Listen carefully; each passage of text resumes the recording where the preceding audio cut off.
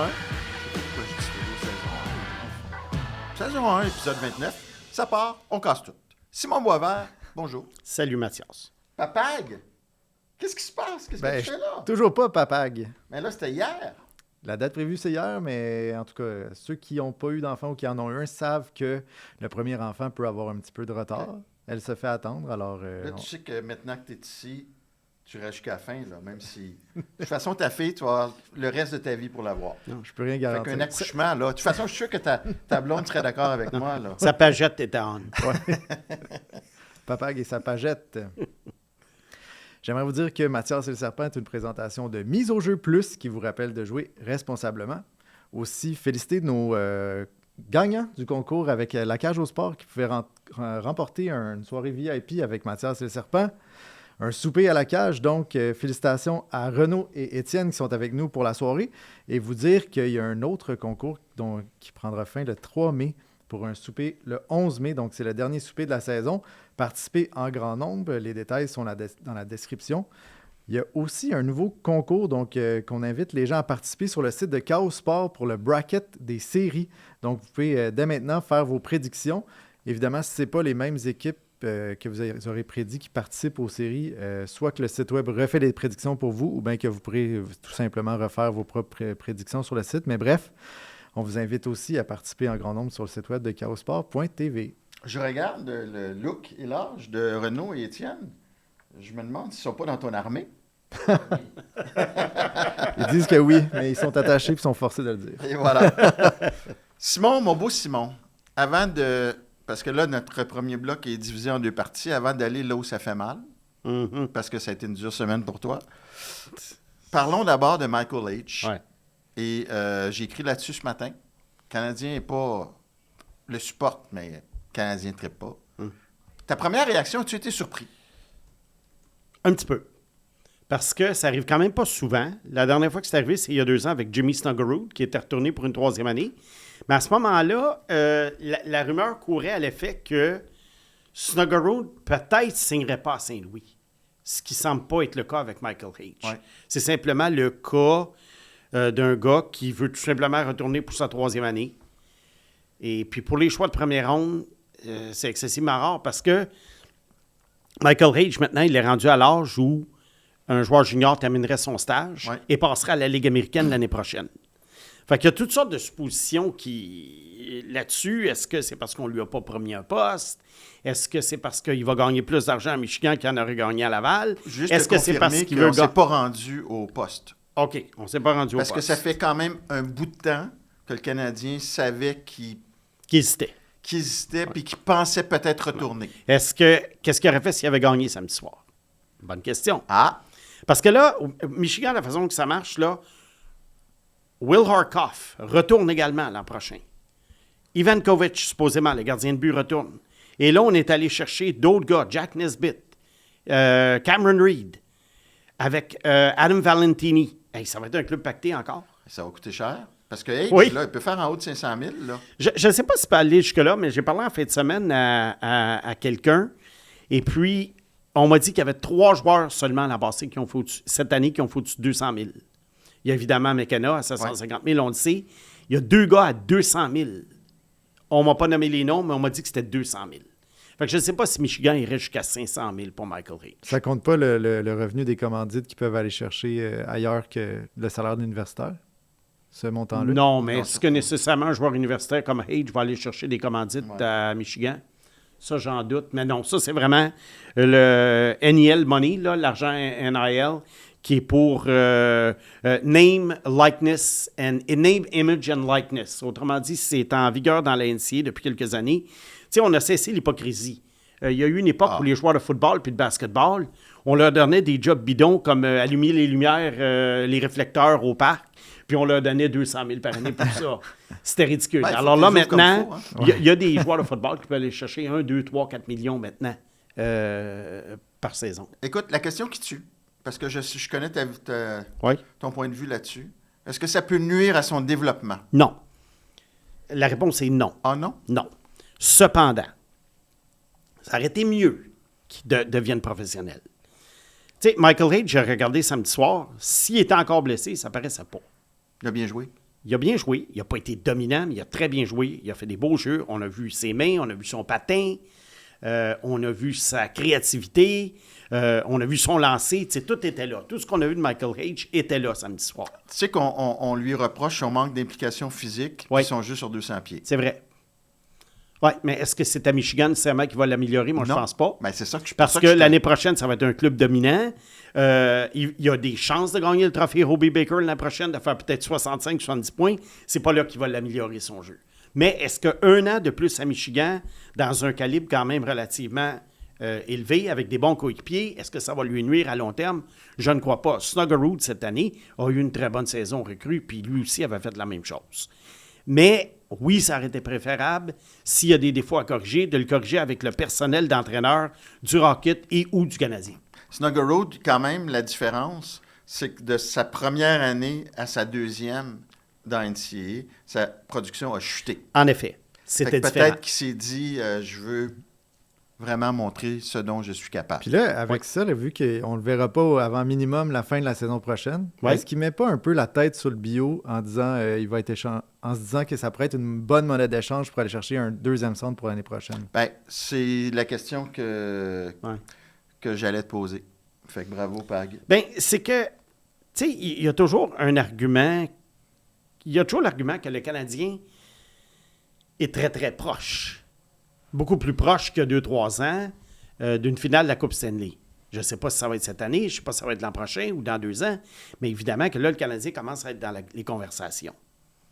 Il y a 2 ans, il ne l'était pas. Alors, il y a 2 ans, dans une situation comme ça, Michael Hage veut retourner au Michigan. Who cares? On s'en fout, il retourne au Michigan. Là, étant donné que son année de développement de 20 ans ne sera peut-être pas aussi marquée que s'il était venu, qui était devenu pro, comme je dis, à un moment donné, il va le rattraper tout ça. Là. Je ne suis pas inquiet pour quand il va avoir 22, 23, 24. À un moment donné, on n'en parlera même plus de ça. Mais pour le moment, à court terme, là, il n'aide pas le Canadien l'an prochain. Et l'année d'après, 27-28, qui va promettre une grosse année pour le CH, là, il devient une recrue, au lieu d'être un joueur de deuxième année.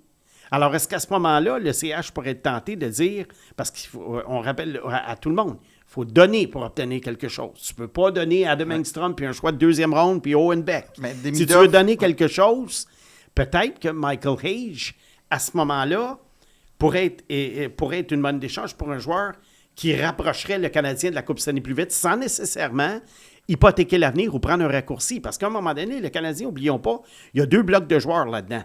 Puis dans le premier bloc, Suzuki-Caulfield, l'année prochaine, en début de saison, les deux vont avoir 27 et 25. Il y a quand même un petit écart d'âge avec la gang de Slavkovski, Demidov, Hudson et compagnie. Donc, peut-être temps, le Canadien, de commencer à peser sur l'accélérateur. Moi, j'ai l'impression, puis c'est un feeling, là, vraiment un feeling, que ça peut changer un peu pas la stratégie, mais la manière de penser du Canadien par rapport à Hage. OK. Je pense qu'on ne voulait vraiment pas le donner, mais que là, on va peut-être être un peu plus enclin à le faire. Tu sais, moi, j'en ai parlé ici, j'en ai parlé à la presse. Oui. Je pense que j'en ai parlé ici. Oui. Ma cible, on avait la même cible il y a 2 ans.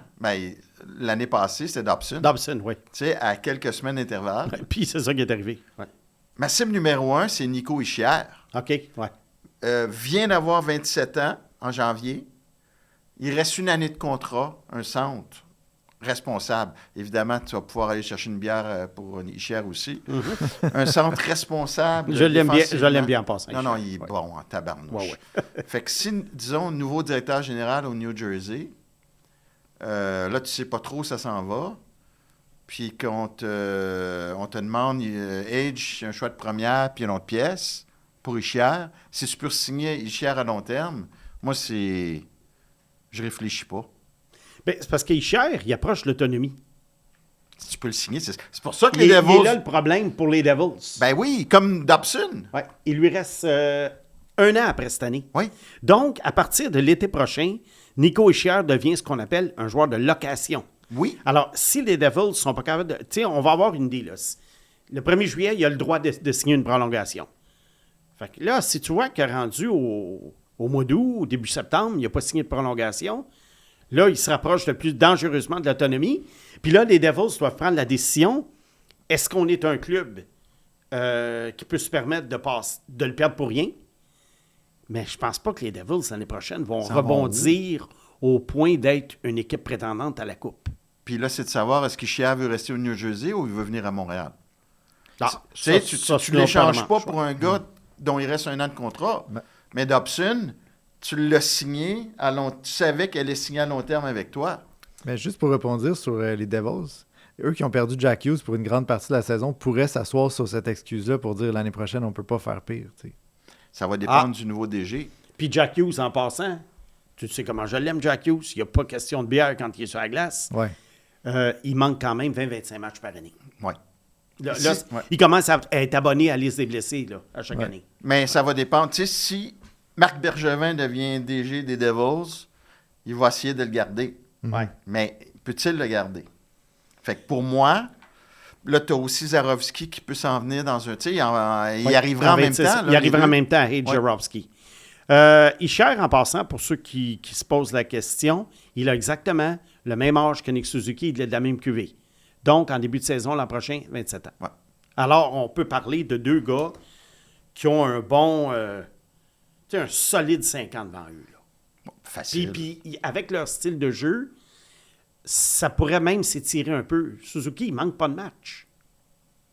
Fait que... Tu manques beaucoup de ses présences, mais lui, il manque pas de match. Et là, je veux aller un petit peu... c'est moins dans tes...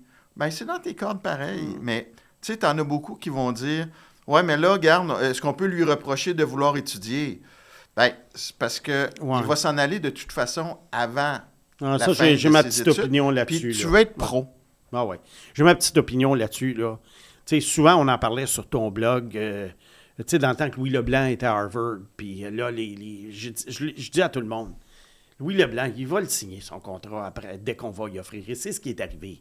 Tu sais, c'est des joueurs de hockey qui, principalement, c'est pas des étudiants. Il y en a qui sont très forts à l'école, en passant, mais c'est pas des étudiants en premier lieu. Ce sont des joueurs de hockey. Après ça, ben écoute, si tu fais 1 an de plus, puis que tu as une grosse partie de ton bac de fini, puis qu'à 35 ans, quand tu joues pas au hockey, tu vas aller le finir. Ben, tu peux le finir. Puis tu en as quand même un bon bout de fait. Leblanc le fait, je pense, d'ailleurs. Je vais faire une parenthèse personnelle, puis je ne m'étendrai pas, mais je l'ai vécu avec Charles-Émile, qui était à SMU dans les rangs collégiaux. C'est vrai. Puis moi, je pensais qu'il allait faire plusieurs années. C'est 4 ans. Ben, peut-être pas 4 ans. 3. Mais à partir du moment où Nashville le repêche, tu te dis, généralement, un choix de 3e tour, tu retournes. Oui. Là, Nashville veut l'avoir, dès maintenant. Mais là, il a fait 2 ans, parce qu'il y a eu des crédits. Il reste 2 années. Fait qu'est-ce que tu fais? C'est pas facile, là. Non. Puis là, c'est pas les salaires comme au hockey. Puis ça va rejoindre ce que tu disais sur Louis Leblanc. Moi, évidemment, tu sais, comme père, c'est sa décision. Tu veux juste l'amener à réfléchir. Ah oui, mais tu t'en mêles pas. Tu prends pas de décision pour lui. Tu parles à son agent qui dit Nashville veut vraiment que tu sois là. Tu parles à ses coachs collégiaux qui disent, regarde, on peut... S'ils veulent, c'est difficile de te retenir. Puis, ce qui a tout changé, c'est quand SMU a dit, peu importe, quand tu décideras après ta carrière de retourner à l'école, on paye. Voilà. Parce que les grandes institutions veulent que leurs athlètes finissent un jour ou l'autre leurs études. Alors, à partir du moment où c'était garanti ça qu'elle allait se faire payer ses études, tu peux... Mais ça serait intéressant, Mathias, d'avoir à un moment donné des chiffres là-dessus. Tu sais, quelqu'un, là, mettons, des Athletic, là, ils aiment beaucoup faire des chroniques de ce genre-là. Oui.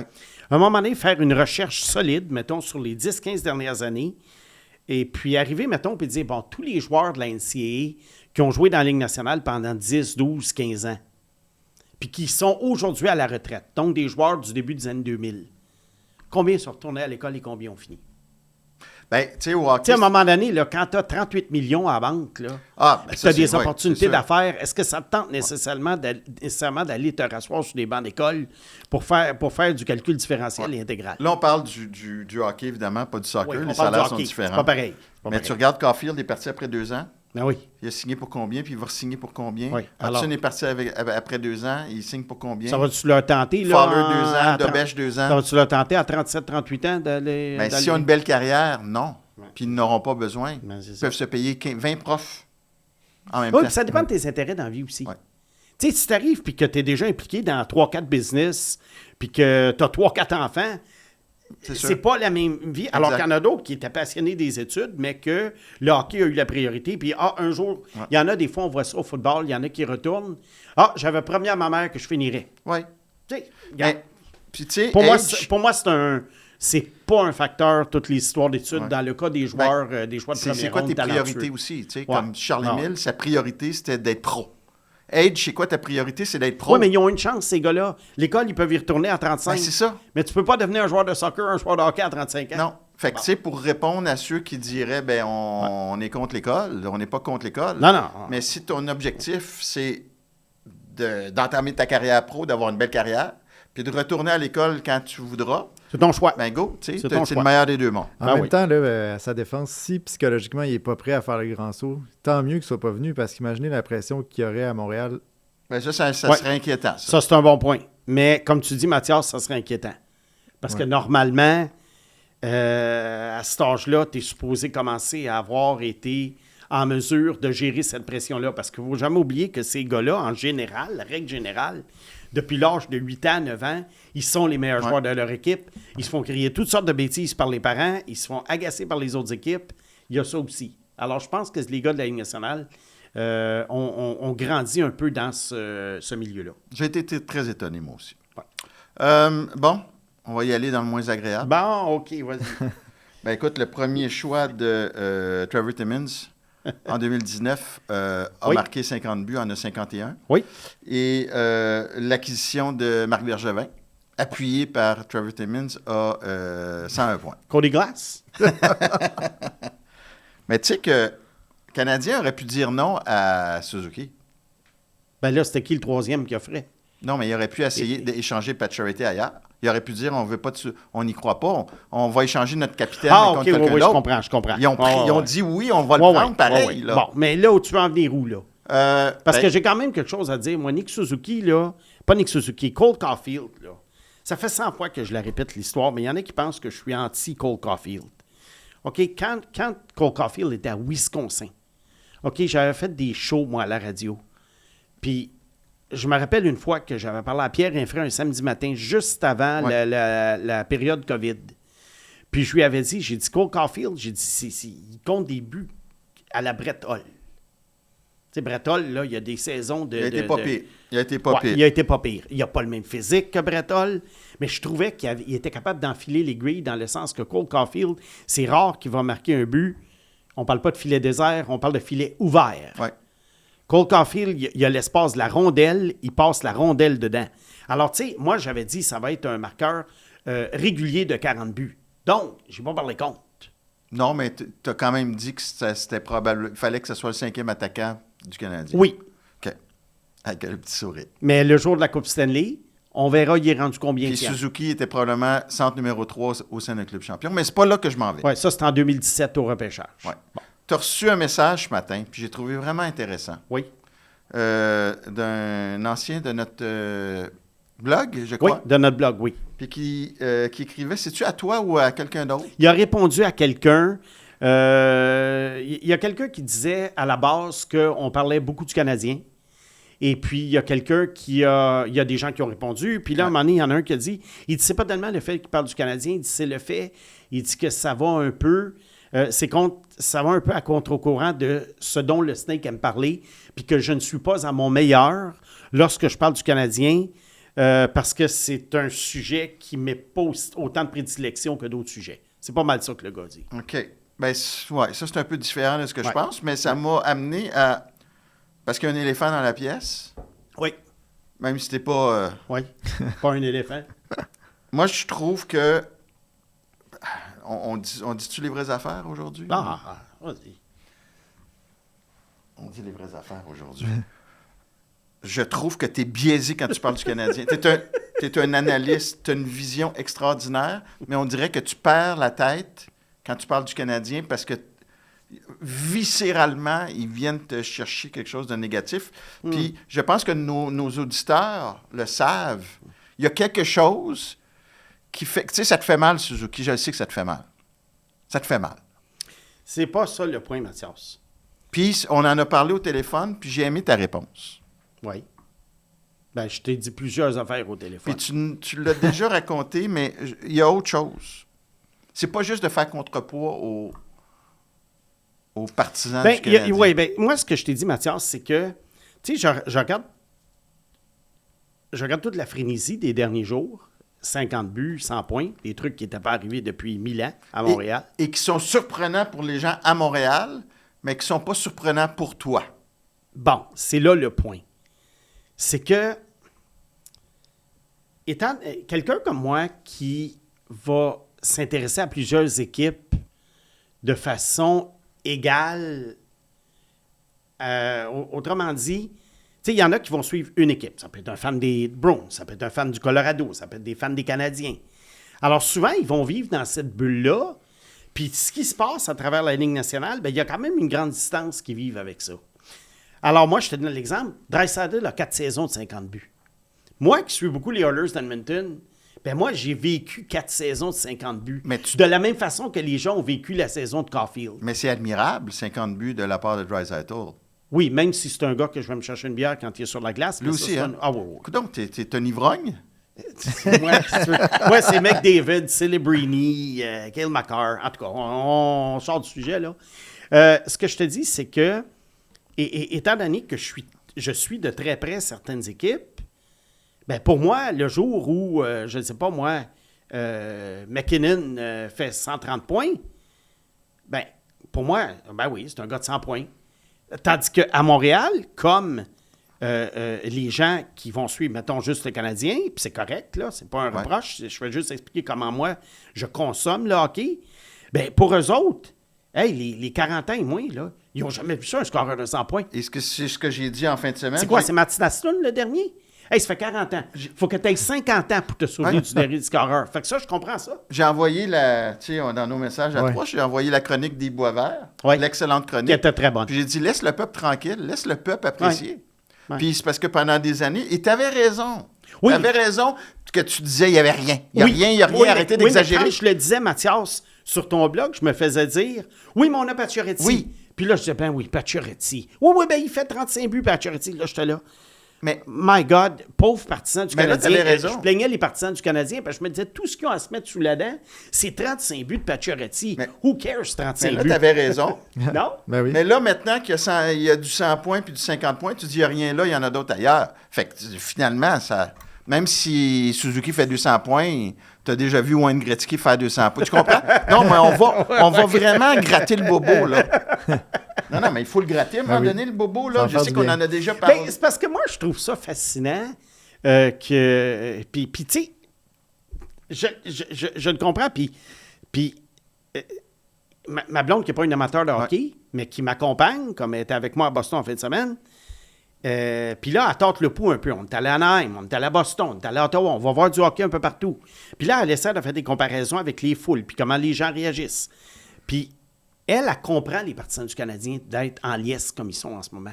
Elle le comprend, puis elle est sur mon dos constamment pour me dire, comme toi, laisse-les tranquilles, laisse-les fêter. Tranquille. Puis moi, ben, j'ai ri, oui, mais Nathan McKinnon, il a 52 buts.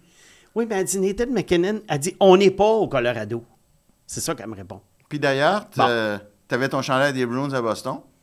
Espèce de... J'ai des chandails de plein d'équipes. Sauf je les mets quand c'est le temps. Puis tu sais, on continue à gratter le bobo. Moi, j'ai trouvé qu'avec les Notsun, tu sais, tu t'as surpris. Ouais. Quand tu l'as mis dans ton top 10, tu as réussi tu t'es ajusté. Bien, c'est parce que Lane Hudson, à la base, il y avait beaucoup d'éléments qui faisaient de lui mon genre de joueur. Tu sais, Lane Hudson, Quinn Hughes, il y a beaucoup de points en commun. Ben oui. Sauf que je trouvais... Moi historiquement, puis on l'a répété 1000 fois, on ne reviendra pas là-dessus pendant une heure, mais historiquement, ce genre de gars-là, j'avais pas de comparable. Moi, ça me prend des comparables. Puis, j'en avais pas. Alors, les petits défenseurs, historiquement, de ce physique-là, ça va pas très loin. Puis c'est normal. Quinn Hughes, je le trouvais un petit peu plus gros, je le trouvais un petit peu plus grande petite affaire, tu sais. Je sais pas, mais Hudson, c'était, oh là là, comment ça va marcher dans la Ligue nationale? Bon, là, tu me dis, alors, il y avait quand même des choses il y avait des éléments qui me plaisaient chez lui. OK. Bon. Bon, là, on l'a vidé le dossier. Oui. Puis pour ceux qui trouvent qu'on parle trop du Canadien, bien, le premier segment, c'est le Canadien en liberté. C'est ça, le premier segment, c'est le Canadien. Puis on n'est pas au Colorado. Puis même que souvent, dans le premier segment, on fait des parallèles Oui, avec les on autres fait des équipes. parallèles. Puis le reste du balado, si vous ne voulez pas entendre parler du Canadien, il y en a quelques-uns, bien, passez au deuxième bloc, puis vous allez être correct. Moi, Suzuki, je vais juste expliquer pourquoi je l'aime, puis pourquoi je ne vais pas me chercher de bière. L'homme, je ne sais pas s'il nous écoute aujourd'hui. Moi, l'homme qui m'a appris le hockey, mon mentor, ça a été Pierre Ladouceur. Oui, je me rappelle de lui. Pierre Ladouceur est un disciple de Gene Cloutier, qui, lui, est un disciple de Jacques Lemaire. Fait que moi, pour moi, le joueur de hockey par excellence, c'est celui qui est pas spectaculaire nécessairement, qui fait pas d'erreur, qui est intelligent, qui est fiable, c'est Nick Suzuki. Je pense que Lemaire aurait adoré Suzuki comme il doit aimer Hischier. Fait que moi, ce type de joueur-là, contrairement à toi, je l'affectionne. Mais vois-tu, alors là, ça devient une matière de goût. Il y a des gens qui n'aiment pas le heavy metal. Moi, j'aime ça. Mais je comprends ça, qu'il y en a qui n'aiment pas ça. Il y a trop de guitare, c'est trop bruyant. Bon, ben, il faut également que les gens comprennent que moi, j'ai des styles de joueurs que j'affectionne. Puis Suzuki, pour moi, oui, je le vois, là, je ne suis pas cave, là, je le vois, qu'est-ce qu'il fait. Mais... Qu'est-ce que tu vois? Ça me laisse indifférent. Qu'est-ce que tu vois? Tu vois qu'est-ce qu'il fait? C'est quoi? Un centre numéro 1 d'élite? Bon, là, on va finir là-dessus. Oui. Lui, il a eu une progression vraiment linéaire, ce qui est rare. Hein? Dans la Ligue nationale de hockey, il est arrivé à 20 ans, il est rendu à c'est sa saison de 26, il a toujours progressé. En général, c'est un petit peu plus montagne russe. On va parler, juste entre parenthèses, un de mes joueurs préférés, puis les auditeurs, puis les gens de ton blog s'en rappellent, Matt Duchesne. Matt Duchesne, c'est exactement mon genre de joueur. Il y a le physique, le patin, l'élégance, les mains, exactement ce que j'aime. Mais Matt Duchesne a eu une carrière en dents de scie. Des saisons de 70 points, des saisons de 30 points. Il a même été racheté par Nashville. Alors, Suzuki, lui, il a été linéaire. Et mon point là-dessus, c'est qu'au moment où Suzuki, j'avais des doutes quant à sa capacité, exemple, d'être un gars de 100 points, ou même de 90 points, t'avoueras qu'à ce moment-là, il n'était pas le Nick Suzuki de cette saison. Mais l'an dernier... Non, mais je te parle il y a 3 ans. OK. C'était pas le Nick Suzuki de cette année. Il a progressé. Bon. Donc, c'est un des 10 meilleurs centres de la Ligue, là. Ben oui. Bon. Parfait. Puis, tu sais, je sais qu'on l'avait abordé un peu, mais... Puis là, on l'a réglé, le problème. Ben, le problème. Oui, le problème. Parce qu'il y a des gens qui nous disent qu'à un moment donné, ça devient redondant nos discussions mais sur c'est Suzuki. juste ça, je pense que c'est important de le faire aujourd'hui. J'ai une question pour vous, les gars. Oui. Suzuki, là, il n'y a jamais eu de compétition à l'interne. Aussitôt qu'il est arrivé, il a commencé à l'aile sur le 4e trio, mais après ça, il a été comme premier centre presque directement. Oui. Y a-tu beaucoup d'autres centres comme lui qui n'ont jamais eu de compétition? Mais là, évidemment, il remplit son rôle, puis il performe dans son rôle. On va lui donner tout. Oui, on va lui donner tout. Exact. Ouais. Mais dans le sens, lui, ce qui est particulier dans son cheminement, c'est qu'il a pris les clés de l'auto, mais il n'y a jamais eu d'aide ou de compétition pour avoir l'auto. Mais comme dans les rangs juniors, il a pris les clés de l'auto. Suzuki, mais c'était pas un jeu de mots. C'est vrai. Ben oui. Maintenant, tu fais des jeux de mots sans savoir. Les motos, oui. Regarde, c'est un bon point. Je n'avais jamais pensé à ça. Mais je pense que pour lui, compétition ou pas, il aurait fait sa petite affaire puis il aurait fait son chemin. Appui ou pas, il a fait son chemin. Garde, il a été le joueur... dans le junior, ça avait été un petit peu la même affaire. C'est un gars, il ne faut jamais oublier. Là, les stats, moi, j'en prends puis j'en laisse, mais il y a quand même des choses qui ne mentent pas. Et Ligue de l'Ontario, attaquant, 17 ans. Moi, je t'ai toujours dit, c'est les gars les plus faciles à évaluer. Parce que le style ressemble à la Ligue nationale de hockey. Les attaquants sont plus faciles à évaluer que les défenseurs. Fait que pour moi, un attaquant de l'Ontario, si, mettons, j'étais recruteur et qu'on me disait « tu choisis ton mandat », je choisirais d'évaluer les attaquants de l'Ontario. Parce que je pense que mon taux de réussite serait le plus élevé. Suzuki, 96 points à 17 ans. 96 points. Jake O'Brien, l'année passée, je pense que ça a été autour de ça. Puis Jake O'Brien choisit 8e. Puis bon, Jake O'Brien, on l'aime beaucoup. Fait que c'est pour ça. Ça explique tout. Parce que tu as été complètement aveuglé, malheureusement. Non, mais C'est pas grave. je dois dire, quand il a été repêché par Vegas, là, on va faire un petit retour en arrière. Moi, tu sais que Vegas, à la base, je pensais que ça deviendrait mon équipe chouchou. La façon dont George McPhee a fait le repêchage d'expansion, pour moi, c'est un qui aime les constructions d'équipe. C'est probablement un des grands moments de ma carrière, pas de ma carrière, mais de ma vie de fan de reconstruction. Après ça, j'ai été déçu parce que ben là, ils sont devenus comme... Tu sais, ils sont bons Vegas. Là, puis C'est ça le problème, hein? c'est que quand ils ont obtenu les 3 choix de première ronde, là, je me suis dit, wow, c'est incroyable. Ben, ils ont le choix 6, ils ont le choix 13, Le choix 15. puis le choix 15. Je Ou m'étais 16. dit, là, je rêvais. Robert Thomas. Tu sais, je pensais à ça, là, tous les joueurs que j'aimais dans le temps en 99. Quand ils ont choisi Suzuki, Brännström et Glass, Glass 6, Suzuki 13 et Brandstrom 15. je t'avoue, j'ai pas sorti le champagne. Glass, le rythme du jeu, je ne sais pas s'il serait capable de le suivre dans la Ligue nationale. C'est un gars de l'Ouest. Je me méfie toujours des joueurs de l'Ouest. Brännström, pour moi, c'était le syndrome du petit défenseur de 5 pieds 9 qui transporte la rondelle, mais peut-être qu'il ne fera pas la Ligue. Et c'est à peu près ça qui est arrivé. Suzuki, malgré les 96 points, j'étais tiède. Ben, Puis là, il était pour Vegas dans le temps. Là. C'est pour Il ça était que tu n'as pas Canadien, sorti le là. champagne, parce que tu étais chercher une bière quand ils ont repêché Suzuki. Fait que là, on revient parce qu'il a quand même appartenu à Vegas. Il ne faut pas l'oublier. Le Suzuki, ce n'est pas un choix du Canadien. Puis à l'époque, il me laissait, je te dirais, tiède. Puis moi, je voyais un joueur de milieu d'alignement. Pourtant, 96 points dans les rangs juniors. Pourtant, malgré le 96. Écoute, on va arrêter là, parce qu'on a débordé un peu. Si tu permets, on va refouler Reinbacher Oui, dans le Serpent en liberté. c'est correct. Parfait. Je vous rappelle qu'il y a toujours 2 façons de suivre les contenus de KO Sport, soit en s'abonnant au ko-sport.tv. Vous avez droit à différentes primeurs, des offres spéciales, des rencontres avec les animateurs de la station. Sinon, vous pouvez toujours nous suivre sur YouTube. Alors, abonnez-vous à notre chaîne. À bientôt. Simon Liberté qui commence avec... Ben, tu vas te sentir libre pareil. Puis, écoute, c'était... Je sais pas si vous avez vu la scène dans le vestiaire. Reinbacher, on lui demande comment prononcer son nom. C'est tellement symbolique de sa personnalité, je crois, qu'il dit « Ah, ben prononcer Reinbacher, c'est plus facile pour vous. Moi, ça me dérange pas. » Non, mais là, les journalistes, les collègues ont insisté. « Oui, mais c'est quoi ton... Si tu arrives chez vous, Ouais. tu t'appelles comment? David. Non, non, mais ton nom de famille. » Il dit « Ben, gêné, Reinbacher. » Appelons-le Reinbacher. Comme Schumacher, le Voilà. ancien pilote de Formule 1. Ouais. Alors donc, premier match dans la Ligue nationale dimanche. Oui, Après 2 matchs consécutifs dans la Ligue américaine. oui. Il a joué 11 minutes 17. Qu'est-ce que tu en as pensé? Ben, moi, j'ai isolé ses présences sur la glace. Alors, j'ai regardé ça tout d'un bloc ce matin. Moi, j'ai trouvé ça bien. Je vais te dire ce que j'ai aimé. Il n'a pas joué comme un gars qui jouait son premier match dans la Ligue nationale de Non. hockey.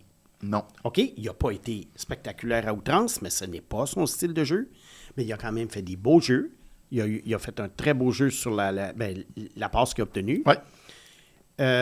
Et j'ai revu le Reinbacher C'est correct. de son année de repêchage, qui était le gros gars qui fonçait avec la rondelle, qui n'avait pas peur de personne, qui jonglait pas avec la rondelle en tremblant. Tu sais, comme on a vu un peu là, par la suite. Quand j'étais inquiet cet automne. là, Oui, ouais. quand tu étais inquiet.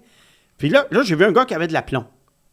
Puis ça, c'est le genre de défenseur, quand tu bâtis un groupe de 6 défenseurs, puis je reviens souvent là-dessus, le fameux mix de défenseurs, ben, il fait partie d'une des chaises ou d'une des cases que tu dois combler avec le style de joueur qu'il est. Alors, est-ce que c'est un gars qui va faire beaucoup de points? Regarde, probablement qu'il ne jouera pas beaucoup sur le jeu de puissance si jamais il joue. Il y a déjà Dobson, il y a déjà Hudson. Mais si le gars, juste à 5 contre 5, avec très peu de jeu de puissance, peut faire un 40 points, je trouve que c'est excellent. 1 point à tous les 2 matchs, c'est à peu déjà... près. Parce que c'est quand même dans le domaine du possible, considérant la qualité des attaquants du Canadien. Ouais. Alors, moi, c'est ça qui m'a frappé. Ça a été l'aplomb pour un premier match. Puis, on ne l'a pas fait jouer beaucoup, mais juste assez. Puis, souvent, on ne le voit pas. Mais justement, c'est ça qu'on veut d'un défenseur. Surtout de ce type-là. Il y a le gabarit. de ce type-là. Il y a le gabarit. Il y a le gabarit. 6'3", Canadien a besoin de ça. 215. Le Canadien a besoin de ça. Là, il y a 21 ans, il va devenir encore plus fort. Le Canadien a besoin d'un gars comme T'as ça. Dobson, t'as Randbacher. Oui. Puis là, de l'autre côté, t'as Goulet, Madison, Hudson. Ça commence à être une défense. Là, si il continue, je sais que c'est un match, là, mais s'il continue comme ça, puis il semble être sur la voie, là, vraiment, sur une lancée. Le ferais-tu jouer en série, toi? Ben absolument. Dobson. D'ailleurs, Dobson s'est blessé comment? En bloquant un lancé. Ouais. Tu sais, là, je vais arrêter d'en parler. Parce qu'en série, là, est-ce que le Canadien joue pour se rendre loin ou le Canadien joue pour, encore une fois, faire prendre de l'expérience aux jeunes? Où est-ce que le Canadien Est-ce que s'en tu va fais cette jouer année? Randbacher pour aller loin en série? Parlant des séries, messieurs, nos amis chez Mise au Jeu Plus nous ont fait un pari sur mesure par rapport au contenu de l'émission. Donc, on se posait la question à savoir, est-ce que le Canadien va remporter sa première ronde des séries? Et dans le camp du oui, la cote est à 2,30 et dans le camp du non, à 1,6. Donc, Mise au Jeu pense qu'il y a plus de chances qu'il ne fasse pas la deuxième ronde des séries. Moi, je pense que ça dépend des adversaires. Mais en ce moment, ça se dessine de plus en plus pour être Tampa Bay ou Buffalo. Fort possiblement Tampa Bay. Là, ça va dépendre qu'est-ce que Buffalo fait. Au moment où on enregistre, en passant, il est environ 18h lundi. Alors, il y a des matchs qui vont avoir lieu lundi soir qui vont peut-être décider de tout ça. Moi, je suis allé voir Boston-Tampa samedi. Puis justement, un des aspects intéressants, moi, je voulais voir James Higgins. Il n'a pas joué, il a joué dimanche. On va en parler tout à l'heure. Mais un des aspects de ce match-là, je voulais voir Tampa, comment il se positionnait avant les séries. Puis Tampa, je trouve que c'est une équipe, oui, c'est dangereux pour le Canadien, parce que c'est une équipe qui est aguerrie. C'est une équipe qui a vu neiger. Puis contre Boston, là, c'est pas un club extrêmement talentueux, à part Pasternak, mais à l'avant, mais ça travaille. Ils ont ressuscité Victor Arvidsson des cendres. Mark Kastelik sur le 4e trio, c'est complètement débile d'avoir allé, mais ils ont de la misère à finir les jeux. Malgré tout, ils vont avoir quasiment 100 points au classement. Alors, comment Tampa a géré ça? Bien, Tampa, premièrement, Vasilevski est en grande forme. Ça aide beaucoup. Et j'ai remarqué qu'ils n'ont jamais paniqué. Ils perdaient 1-0. Finalement, ils ont fait 1. Et, avec 1 minute et demie à faire environ, pouf, 2-1. Après ça, il y a une punition. Boston a fini à 6-4 le match. Puis, ils ont tenu le coup. Donc, je regardais cette équipe-là tout le long. Kucherov n'a pas eu un bon match. Mais malgré tout, tu vois que pour un adversaire, Tampa Bay, que ce soit le Canadien ou un autre, c'est inquiétant. Mais Es-tu en train de me dire que tu ne vas pas te chercher de bière quand Kastelik est sur la glace? Bien, pas à ce point-là, mais je dois dire que c'est vraiment une boule d'énergie. Il est complètement capoté, ce gars-là. il fait partie du groupe des Castelliques anonymes. Mais... Kastelik. Excusez, c'est juste ça sonnait Mais c'est quoi? alcoolique, Castellique. Ah, OK. Elle était trop un peu... Oui, mes amis ont trouvé bonne. Oui, non, pas tant que ça. Mais Tampa... Oui. Oh, non, ils n'ont rien. Tampa me fait beaucoup plus peur Que Buffalo. que Buffalo. Manque d'expérience. Ben, Buffalo arrive, première expérience en série, gardien modeste. Historiquement, la première plus de expérience en chance, série d'une c'est jeune plus équipe, ça ne marche difficile. pas. C'est plus dur. Ouais. Fait que je te dis pas qu'il battrait Buffalo automatiquement, mais j'aime mieux Buffalo que Tampa. Voilà. Si c'est Tampa, j'imagine qu'ils vont, dans le vestiaire, ils vont jouer la clip de John Cooper en boucle quand il marque le but égalisateur puis il fait. Le site Mon Époque, là, qui recense toutes les statistiques avancées, Oui. place les chances du Canadien de se rendre en deuxième ronde à 45,9 OK. Puis il leur donne 51 des chances de se placer troisième au classement. Fait que, puis juste pour vous donner une idée... De la section? Ouais. Okay. Ouais. Puis vous donner une idée, pour Tampa, il donne donc 52,6 des chances de passer au deuxième rang. En deuxième ronde, puis de finir deuxième à 41 Fait que tout est encore un peu à jouer. Là. Mais on va voir. Comme je te dis, lundi soir, il y a des matchs. Bon, Tampa, oui, j'ai été déçu de ne pas voir James Higgins, mais j'étais content de voir Connor Geeky dans l'uniforme de Tampa. Content, oui. Oui, j'étais content de le voir. J'étais content de le voir. C'est un gars dont je suis la progression. Il a eu une bonne saison dans la Ligue américaine, plus qu'1 point par match, mais à 21 ans, deuxième saison. Puis à Tampa, on voit qu'il n'y a pas beaucoup de place pour lui. Mais là, la question est de savoir, même s'il y avait de la place, qu'est-ce que le gars peut apporter à Tampa? Puis là, je l'observais. Puis, tu sais, je vois un gars, il est intelligent, il a une grande portée, il est grand, il est gros. Puis, il montre des flashs de joueurs susceptibles de, si on peut appeler ça, de débloquer, ou enfin, à un moment donné, devenir un joueur d'impact. Mais, et c'est là le gros mais, c'est les 2-3 premiers coups de patin. Mais c'était ça dans les rangs. Tu sais, Ouais. en 2022, C'est tu m'as les envoyé 2-3 combien de clips Ouais. on les a étudiés, Oui, toute la gang. C'est mince. Mais le premier pas, je te disais, Simon, Ouais. puis Puis, c'est tu sais, correct parce que tu voyais ses Puis, tu sais, qualités. il paraît, il semblerait qu'il a beaucoup travaillé là-dessus, puis... Mais c'est pas évident. Puis Point a travaillé là-dessus, puis ça Ouais. s'est développé. C'est peut-être là que tu t'es dit ça peut se développer. Ben, c'est qu'il y en a pour qui ça se développe, mais où je me suis dit, ben, ça sera pas nécessairement un facteur parce qu'il y a d'autres gars qui sont pas... Tu sais, Jason Robertson, là, il traîne son piano puis il a quasiment 100 points. C'est sûr. Fait que, en tout cas, regarde, pour employer une des expressions, Mathias, il est encore jeune, il faut être patient. Ben là, il y a Mais 21 ans. mais il y a là. 21 ans, puis c'est un attaquant.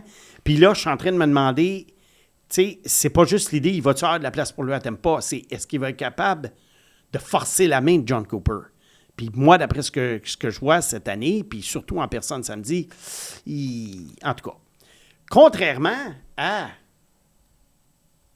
mais ça, je reviendrai sur lui tout à l'heure. Je vais parler, vu qu'on parle de Boston, je vais parler de James Higgins. James Higgins, malheureusement, Marco Sturm ne l'a pas fait jouer et on a dit, ben écoute, le match a encore des implications, à savoir si on fait les séries ou non. On ne veut pas vraiment risquer. Est-ce qu'il y avait vu quelque chose en pratique cette semaine? C'est peut-être ça. Mais il a fait jouer hier soir après que la place en série eût été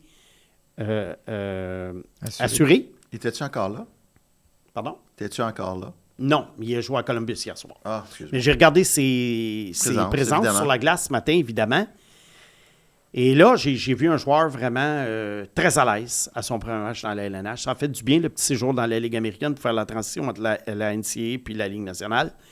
Il a fait plusieurs beaux jeux, il a créé des chances de marquer, il a failli compter un but, il a eu une passe. Il est très rapide. Ça fait... Tu sais, à Boston, c'est peut-être plus facile de se démarquer quand tu es un joueur offensif parce qu'ils n'en ont pas beaucoup. Mais on voit qu'il a pris le rythme des Bruins qui est de travailler fort, travailler fort, travailler fort. C'est que si les Bruins sont capables d'aller chercher des gars comme Higgins, puis que d'autres espoirs que j'aime bien, comme Will Zellers, Cooper Simpson, puis Dean Letourneau arrivent, et avec la mentalité Bruins, mais avec plus de talent, bien, les Bruins pourraient être dangereux dans les prochaines années. Les tourneaux restent, Letourneau reste, semble-t-il. puis lui, ça serait une troisième année aussi. Lui aussi. Mais lui, première année, il n'a pas joué beaucoup, il a 0 but. Fait que je peux comprendre un peu. Mais encore là, est-ce que j'aurais aimé mieux voir les tourneaux dans la Ligue américaine l'année prochaine à Providence? La réponse est oui. Oui. Mais, regarde, c'est ça.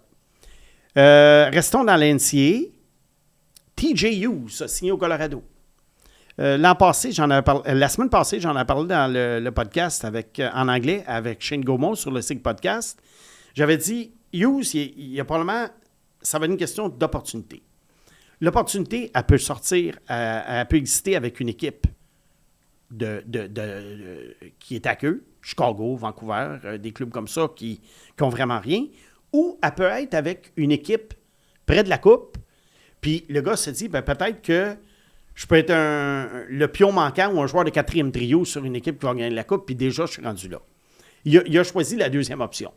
Sauf qu'il a signé un contrat de Ligue américaine. TJ Hughes. Il a 24 ans déjà. Tu sais, les chances que TJ Hughes devienne un joueur d'impact, encore là, on parle de probabilité, on parle d'histoire, on parle de... Les chances sont extrêmement minces.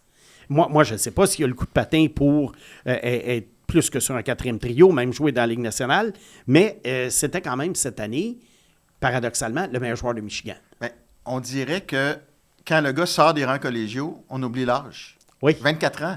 Caulfield vient d'avoir 25 ans. Ben oui, c'est ça. C'est ça que je dis tout le temps. Ouais. Il est quelques mois plus jeune que Caulfield. Puis il y a 2 ans et Ouais. quelques de plus que Slavkovski. Oui. Tu sais, Tu sais, on ne parle pas de Colin Graff qui est arrivé à San Jose il y a 2 ans à 21 ans. différent, 24. Différent. Ouais. Puis Colin Graff, d'après moi, était supérieur à Hughes et Colin Graff, ça va être un joueur de milieu d'alignement. Ça ne sera pas un gros joueur d'impact à San Jose non plus. Là. As-tu un texto? Non, tout va bien. Ta pagette, t'as pas sonné, C'est ça, non? non. Mais, Je sais même pas c'est quoi une pagette. Il était pas né. mais oui, j'étais né. Ben oui, quand même. Mon père en avait une. Mais Qu'est-ce qu'il faisait, Son qu'est-ce qu'il père faisait avait dans la une. vie de ton père? Ah ouais, hein? Tu veux-tu Tu nous sais, en parler? les pagettes étaient associées. Mon des père fois. avait 3 pagettes. Il s'est pas tiré dans le pied, TJ Hughes. On dirait que se barrer dans la Ligue américaine, il pourrait ne pas bien produire parce que c'est pas le même calibre de jeu, la même intelligence de jeu, etc. Ouais. Puis là, s'il peut jamais se faire valoir dans le show, il va peut-être jamais percer. Ben, vois-tu, moi, j'ai pensé à sa décision, puis je me suis dit une chose. En avant de lui, il y a McKinnon, Nelson, Kadri au centre. Oublie les 3 premiers trios. Sauf que lui, il est peut-être assez réaliste pour se dire l'Avalanche n'a pas beaucoup d'espoir, puis il y a un gros trou éventuellement au 4e trio. Fait que peut-être que Manish, ça va être centre de 4e trio de l'Avalanche du Colorado. Il y a pire job que ça. C'est sûr. Ligue américaine, Luca Cagnoni, rappelé par les Sharks de San Jose pour terminer la saison. Luca Cagnoni, lui, c'est justement le joueur dont je parle souvent, le petit défenseur offensif qui en arrache défensivement et... Donc, tu ne parlerais pas s'il n'avait pas été rappelé par San Jose. Non. S'il avait été rappelé par la Caroline, tu n'en parlerais Non, pas. mais on c'est parle... correct. Non, C'est correct. je parle de tout le monde, moi. Ouais. Mais c'est que... c'est que les petits défenseurs, je sais qu'ils sont intéressants à voir jouer dans les rangs juniors, dans les rangs collégiaux souvent parce qu'ils sont spectaculaires, ils transportent la rondelle. On aime ça. On aime plus ça que les gars de 6 pieds 6, 250 livres qui ont les 2 pieds dans le même patin. Sauf que la Ligue nationale, c'est une ligue qui est dure. Puis un gars comme Cagnoni, suite à son rappel, le gars du beat, là, le chroniqueur de San Jose, Sheng Peng, a interviewé des recruteurs anonymement et on lui a demandé, Cagnoni, c'est un excellent joueur offensif, est-ce qu'il peut faire quelque chose dans la Ligue nationale? Et tous les recruteurs ont été unanimes à dire que, ouais, sur le jeu de puissance, oui, mais défensivement, il va se faire brasser.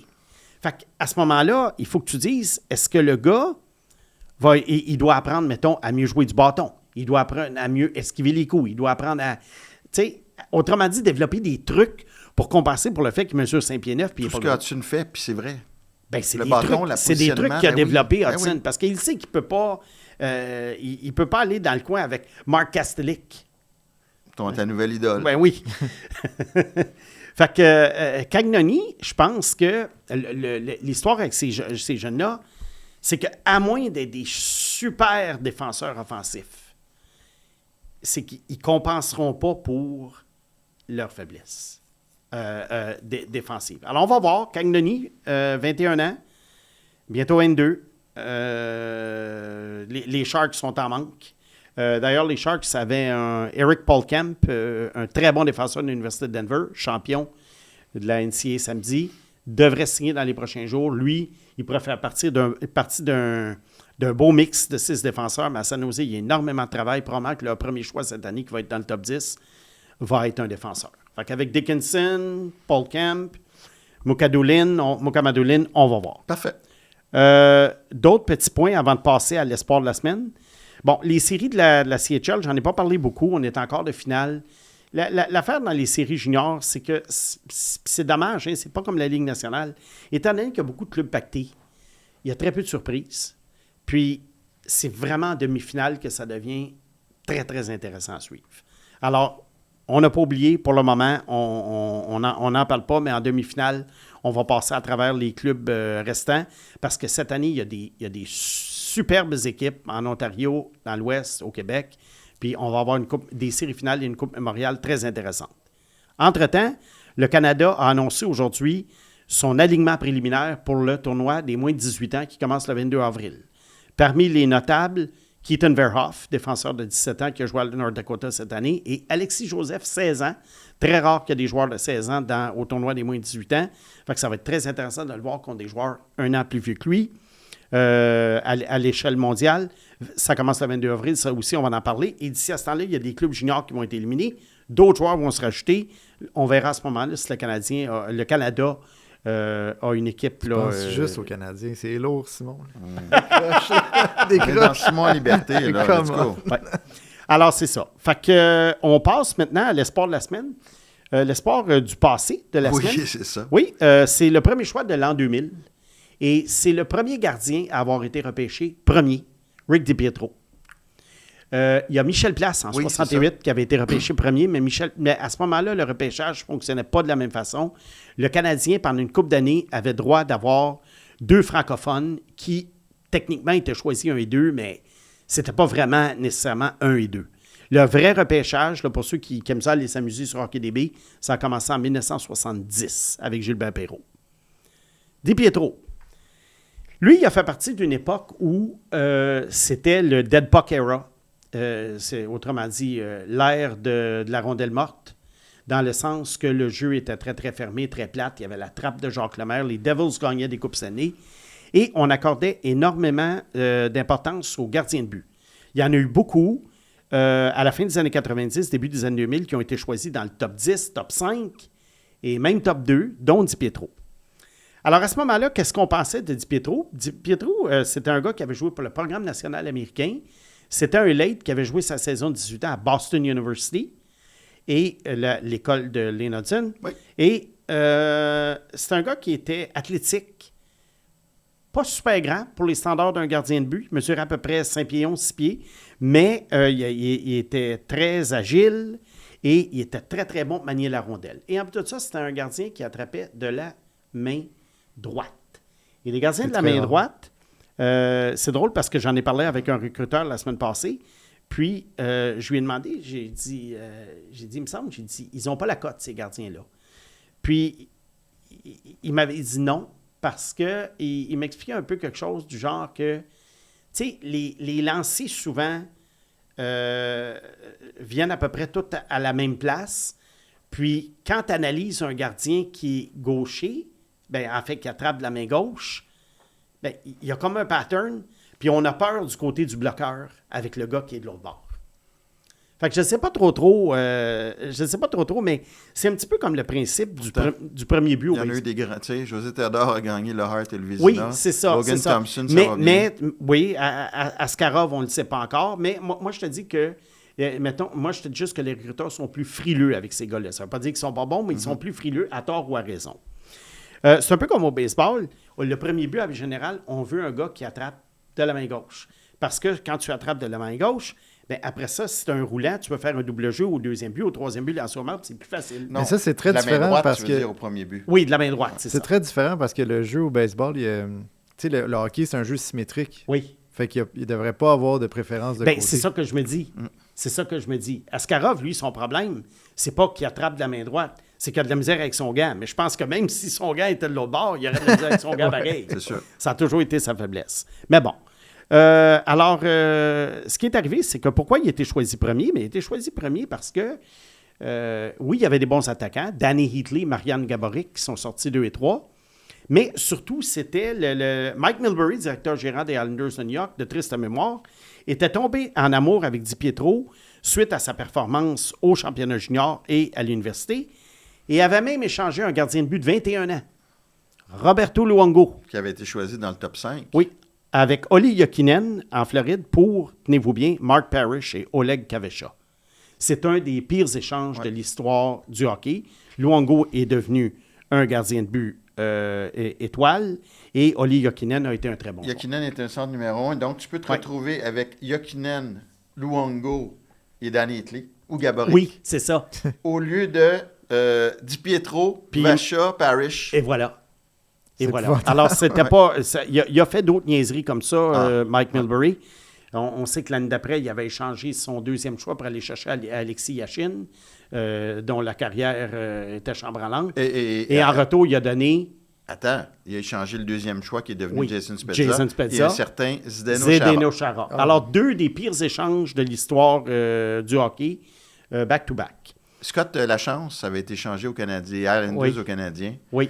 Puis on lui avait demandé ses Un autre choix commentaires top sur Milbury. Puis il avait dit, dans sa démence, il doit avoir un plan. Il Ouais. avait dit publiquement. My God. Mais en 2003, après 3 ans, à 22 ans, DiPietro est quand même devenu le gardien partant. Et en 2007-2008, il a débuté le match des étoiles. Il a remplacé Martin Brodeur. Il a débuté le match des étoiles. Mais là, c'est l'année où il y a eu une commotion. Je pense qu'il était entré en collision avec Steve Bégin, du Canadien. Et là, il a commencé des problèmes de genoux, des problèmes de hanches. Il a quand même joué aux Jeux olympiques en 2006. Donc, on voyait qu'on avait quand même un gardien décent, mais c'était pas ce que Luongo était devenu. Et finalement, en 2006, il a créé un précédent. La nouvelle convention collective venait d'arriver avec le plafond salarial. Alors, il y a des équipes qui ont eu la brillante idée de signer des joueurs à très long terme pour amortir le montant annuel. On voit encore ça. On le voit encore. Les contrats, des fois, des joueurs plus âgés. Brad Marchand, par exemple. C'est ça. Alors, on l'a signé pour 15 ans. 67,5 millions, qui était une fortune à l'époque, parce qu'en 2006, je me souviens que la première année du plafond salarial, c'était 39 millions. Imagine. Le plafond. 39 millions cette année-là. Alors, un gardien de but qui gagnait 4,5 millions, c'était plus que 10 % du cap. Mais là, le problème, c'est qu'entre 2008 et 2013, M. DiPietro n'a joué que 50 matchs à cause des blessures. Et en 2013, on a pris la décision de racheter les 8 dernières années de son contrat. Et ce que ça a donné, c'est que selon les règlements, on multiplie le nombre d'années par 2. On le paye encore. On le paye encore. Il fait encore partie. Incroyable. Allez sur Puckpedia. Puckpedia, il est encore dans la masse salariale des Islanders pour 1,5 million par année, qui est le prix d'un joueur de 4e trio ou un 6e Reste combien de défenseur. temps? 2029. Il Ben va non. rester 26, 27. Il va rester 3 saisons encore. Alors, il empêche encore les Islanders. Tu sais, des fois, c'est serré le plafond là, quand tu vas aller faire une acquisition. Puis là, tu regardes ça et tu te dis, on a encore 1,5 million qu'on donne à DiPietro. Donc, dans sa démence, il n'y avait pas vraiment de plan, là, Milbury. Non. Et là, après ça, petit à petit, le hockey a évolué. Et les gardiens de but, maintenant... Tu sais, pour faire une comparaison, pour ceux qui n'ont pas connu DiPietro, imaginez, c'est un petit peu... Vous vous souvenez quand les Panthers de la Floride ont repêché Spencer Knight, quoi, 12e, 13e, il y a quelques années? 13e. 13e? Bien, imaginez que les Panthers de la Floride, cette année-là, auraient repêché, c'était 2019, DiPietro, avant, mettons, Jack Hughes. Ouais. Mais le C'est Canadien... un peu ça, là. Ouais, ils ont repêché Spencer Knight avant Cole Caulfield. En plus. Ouais. Hey, Cole Caulfield en Floride, là, Deux rangs il aurait avant. fait des buts. Pas pire. Ouais. Merci, mon c'est beau ça. Simon. Simon Boisvert, Oui. troisième bloc. Ton équipe m'intéresse. Oui. J'ai hâte d'entendre tes commentaires. On est rendu aux Pingouins. Hum. Une des surprises, sinon la surprise de l'année dans la LNH avec Buffalo, évidemment. Oui. Tout le monde les voyait pour battus. Il y en a qui commençaient à parler de Gavin McKenna à Pittsburgh. Et finalement, les Pingouins vont faire les séries. Est-ce que c'est une bonne nouvelle? Bien, regarde, je ne sais plus quoi penser des Pingouins parce que, tu sais, ils ont fait leur lit. Ils ont décidé que Crosby, Malkin, le temps, on irait aussi loin que possible avec eux, dans le sens qu'il n'était pas question de laisser aller Malkin. Il paraît qu'il va re-signer probablement à Pittsburgh, je ne sais pas combien de temps. Le temps, il lui reste 2 ans de contrat après cette année. Sidney Crosby, c'est la même chose. Lui, il lui reste 1 an. Et là, Sidney Crosby, est-ce qu'il devient un joueur de location cet été? C'est de moins en moins probable parce que l'équipe fait les séries. Est-ce qu'il va re-signer? Est-ce qu'il va jouer jusqu'à 40, 41 comme Ovechkin? On ne sait pas. Cette année, on parlait d'ailleurs hier peut-être de la dernière partie entre Crosby et Ovechkin. Ils en ont joué 100 l'un contre l'autre. Ovechkin n'a pas été très... il était avare de commentaires. Il n'a pas dit oui, il n'a pas dit non. Crosby, lui, il continue. Ben, en fait, il a même empêché. Il a dit aux joueurs des Pingouins, venez pas me serrer la main tout de suite. C'est ça. Alors là, Washington il lutte pour les séries. Au moment où on enregistre, peut-être que leur sort va être décidé. Ben, Ovechkin s'est peut-être dit, on se revoit au premier tour. Oui, ça serait Pittsburgh-Washington Et au premier Pittsburgh tour. a des chances au premier tour, parce que c'est Philadelphie, Columbus ou... Pittsburgh a des chances. Il y en a qui parlent de Carl Dubus comme possible directeur gérant de l'année.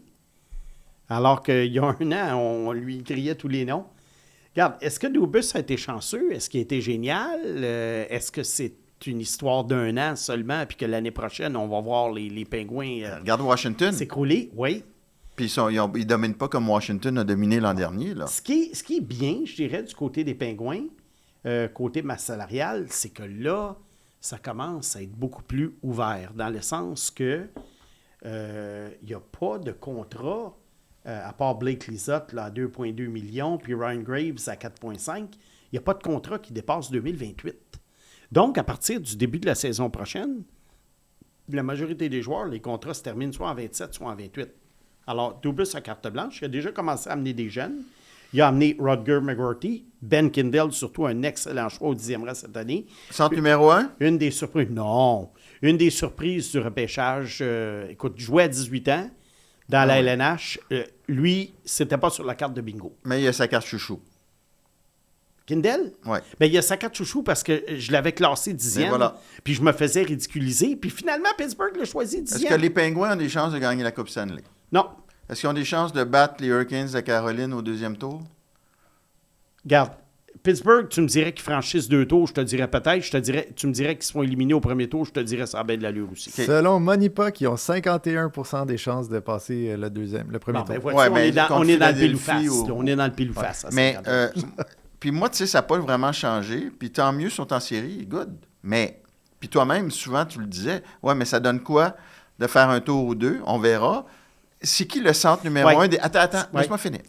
Qui est le centre numéro 1 des Pingouins dans 2 ans? Malheureusement, par défaut, Ben Kindle. Qui est le défenseur numéro 1 des Pingouins dans 2 ans? Oh là là. Qui est le défenseur numéro 2 des Pingouins dans 2 ans? Qui est le centre numéro 2 des Pingouins Voilà. dans 2 ans? Bon, Il n'y a rien. OK. Mais là, moi, je vais te donner une twist Ah! là-dessus. Monsieur, c'est favori. Non, j'ai pas mes favoris. Je trouve ça épouvantable ce qu'ils ont fait. Sauf que là, ou ce qu'ils n'ont pas fait, il est trop tard. Mais là, au moins, ils vont laisser les graines du sablier s'égrener, puis ils vont repartir à neuf dans une couple d'années, force majeure. Bon, Mais c'est que ça aurait pu être fait il y a 3 comme ans. les Sharks. Non, ben oui, c'est ce qui va arriver. Mais ça aurait pu être fait il y a 3 ans.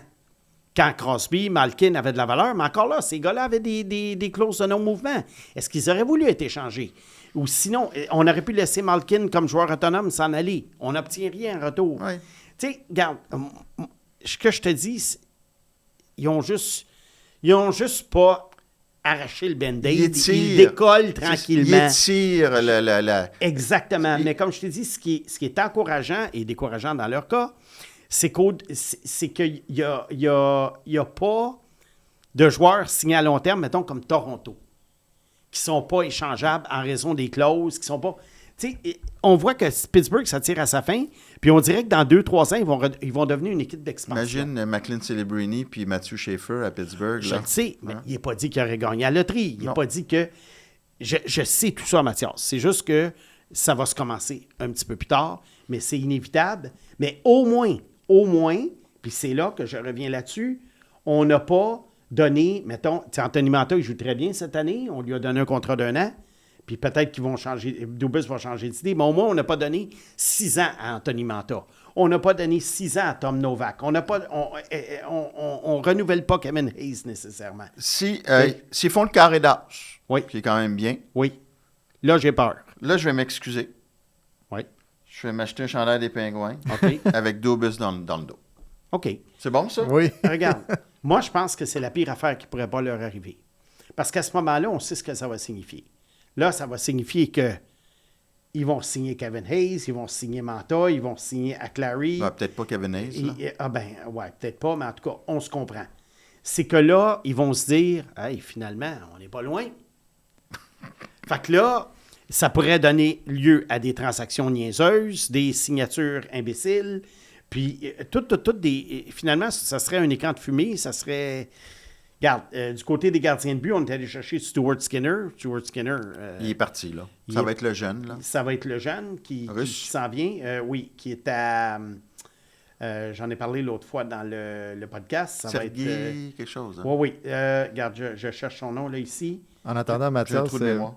Moi aussi. tu as 19,7% des chances de porter un chandail double. Ah C'est quand même... Sergei Mourachov. Sergei Je Mourachov. pense que je vais acheter le blanc. Mais, Je mais, l'aime, le blanc. mais je dois faire une parenthèse. Gabriel Daigle, Mhm. qui a fait ses débuts dans la Ligue américaine. Ah, c'était pas dans la Ligue le EHL? Non, c'était dans la Ligue Ah oui? américaine. Oui. OK. Daigle, c'est dans la Ligue américaine. Puis Je vais il a chercher. été... regarde, on va regarder. Non, là. non, Là, j'avais tu cru mets le doute. Ah, comprendre. tu mets le doute. C'est J'avais peut-être- cru comprendre. T'as raison, Mathias. C'est dans la ECHL. C'est dans la East Coast League. Mathias, je m'excuse. Y a pas C'est de mon problème. erreur. Mais il y a quand même un bon début à 19 ans, suite à l'élimination des Tigres de Victoriaville. Donc, je pense que dans les buts, Pittsburgh, à long terme, est bien nanti. Puis ces gars-là, de toute façon, on sait que gardien de but, c'est pas avant 24, 25 ans qu'ils deviennent vraiment solides. Alors, ça donne quelques années à Pittsburgh pour bâtir une équipe quand ces gardiens-là vont être prêts. Donc, je ne suis pas trop découragé dans le cas des Pingouins. Ouais, mais c'est là, juste que... À part les gardiens, là, en défense, il n'y a pas grand-chose Non, qui s'en il y a vient. pas- À l'attaque, il n'y a pas Non, grand-chose. mais ce que je veux dire, c'est que si justement, mais ce qui est correct, c'est qu'éventuellement, ça va planter. Puis là, ben, peut-être que ça va donner un Maddox Schultz en 2028 ou d'autres joueurs en 2029, 2030 qui ont 12-13 ans en ce moment. Mais regarde, tu sais, Regarde, même, le train, il a passé. même San Jose, Chicago, là, Oui, qui ont recommencé, oui, ils sont partis à zéro. oui. Ils ont quand même échangé DeBrincat, Doc Oui. et compagnie. Oui. San Jose a échangé Timo Meyer, Hertel, Oui. Carlson. qui a donné Sam Mais Dickinson. Pittsburgh n'aura Oui. rien à échanger. Je sais, j'en suis conscient. Il va y avoir des Brian Russ, des Richard Raquel. Ça n'aura plus de valeur. Non, ça n'aura plus de valeur. C'est pour ça que, qu'est-ce que je t'ai dit tout à l'heure, ça va être un club d'expansion. Alors, les Pingouins, normalement, si jamais ils regagnent la Coupe d'ici un certain nombre d'années, c'est pas avant 2035. T'es généreux. Oui, mais j'y vais dans le meilleur des scénarios. Non, c'est parce que là, ils 2035. vont traîner encore 2 ans. Ah oui.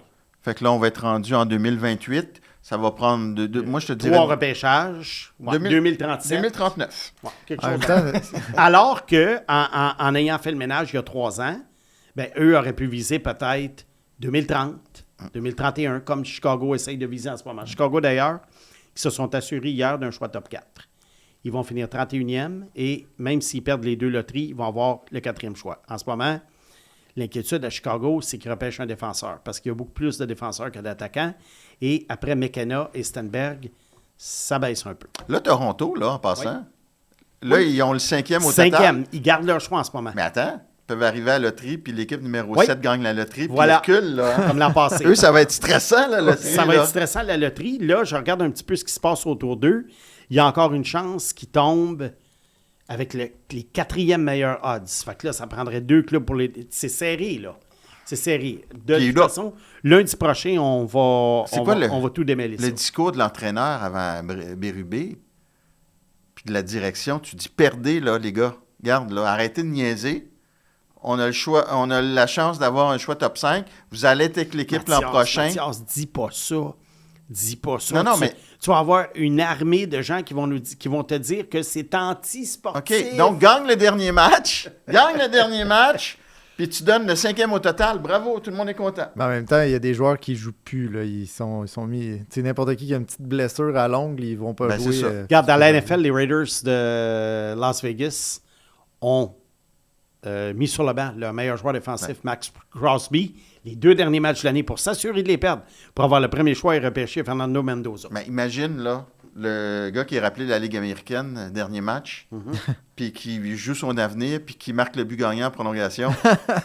À la Ryan Paling. Puis il y a quelques années. Pezzetta qui avait compté en fusillade Oui, dans le temps, qui Pezzetta. avait permis aux Panthers d'entrer en série Oui, je me à la rappelle place de ça. Buffalo. À la place de Ça a Buffalo. coûté un choix... Ben, mine de rien, les performances de Montembeault, un peu dans cette affaire, dans cette même veine-là, nous ont coûté des meilleurs choix au repêchage pendant qu'on tankait, là, les dernières années. Oui, en effet. Ouais. Il y a 2 ans, oui. Ouais. Oui, mais ça donne Ça. des demi-dove. Fait qu'à ce moment-là, ça a été... Tout est beau, là. Mais je comprends ce que tu veux dire. Fait que c'est ça. Alors, OK. Pittsburgh, regarde, fan des Pingouins, profitez-en en ce moment. Profitez des derniers moments de nostalgie. Bon. Ils font les séries, Crosby, Malkin, Le Temps, Carlson, amusez-vous. Mais parlant de profiter, Oui. dans le prochain bloc, on va profiter de Papag, Hein? parce qu'il est encore là pour les questions. On prend une question à la fois. OK. Petit Papag Noël? Ah, il l'a eu. Très fort. À toi. Mais d'abord, permettez-moi de remercier notre partenaire présentateur Mise au jeu Plus, qui vous rappelle de jouer responsablement. On débute avec Éric Barry. Snake, advenant que le CH transige pour un 2e centre ou un ailier top 6 cet été, serais-tu plus chaud à l'idée d'inclure un Age ou qu'un Zarovski dans une transaction? Mhm. Oui, ça, c'est une bonne question. Je pense que ça dépend toujours qui s'en vient. Parce que dans les 2 cas, tu sais, Zarovski, ça ne sera pas un centre. Puis un centre, c'est toujours plus précieux qu'un ailier, on le sait. Hage, c'est possible qu'il joue à l'aile au début de sa carrière ou même toute sa carrière, mais à la base, ça demeure quand même... on vise à ce que ça soit un joueur de centre. Cependant, Zarovski, j'ai un gros faible pour lui. Puis là, il faut que je mette de côté l'aspect, je te dirais, l'aspect flash que Zarovski montre. Bière, exactement, bière. Pour moi, c'est bien dur à répondre. Il faudrait voir qu'est-ce que c'est. C'est sûr que si tu obtiens un centre, c'est plus facile de laisser partir un Hage. Si tu obtiens un ailier, tu ne peux pas te débarrasser de Michael Hage. Ben, tu échanges Hage aux Devils avec un choix de première en 2026 pour Richard. Oui. Puis tu échanges Zarovski avec un choix de première en 2027 pour Nice.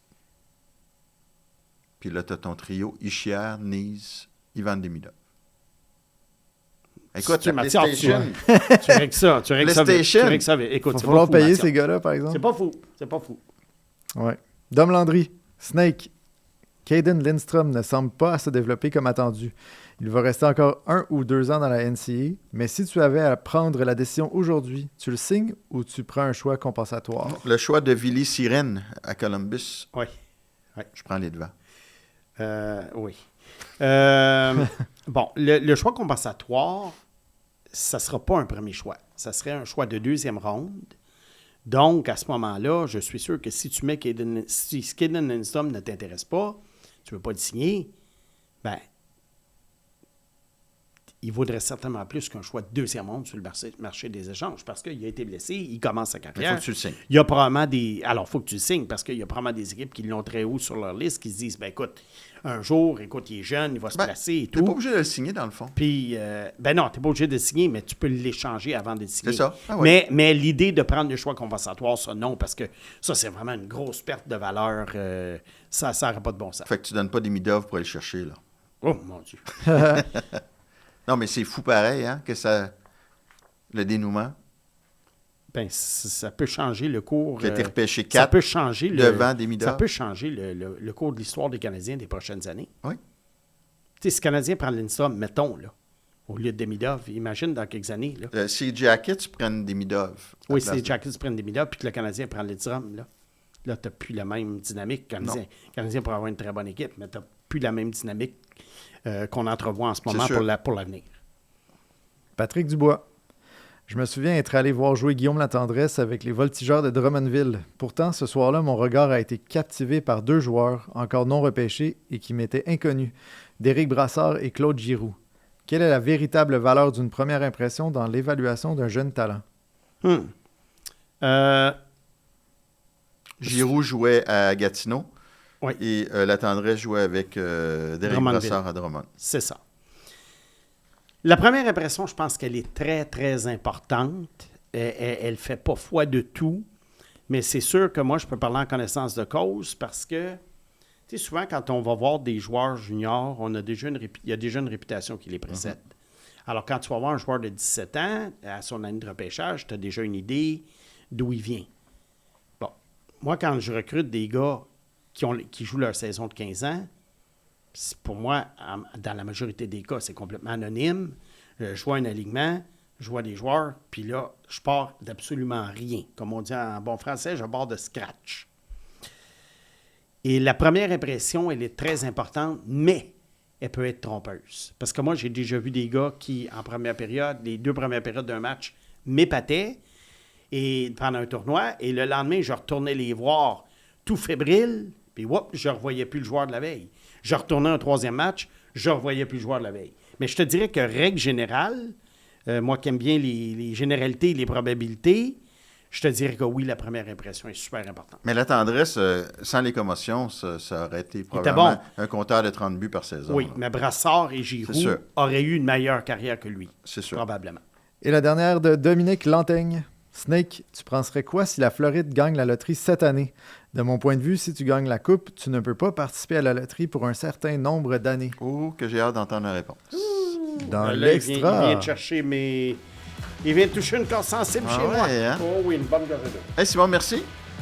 Papag, merci. Merci les gars. On se retrouve sur KO Sport avec un S.tv pour ceux qui sont abonnés ou ceux qui vont s'abonner.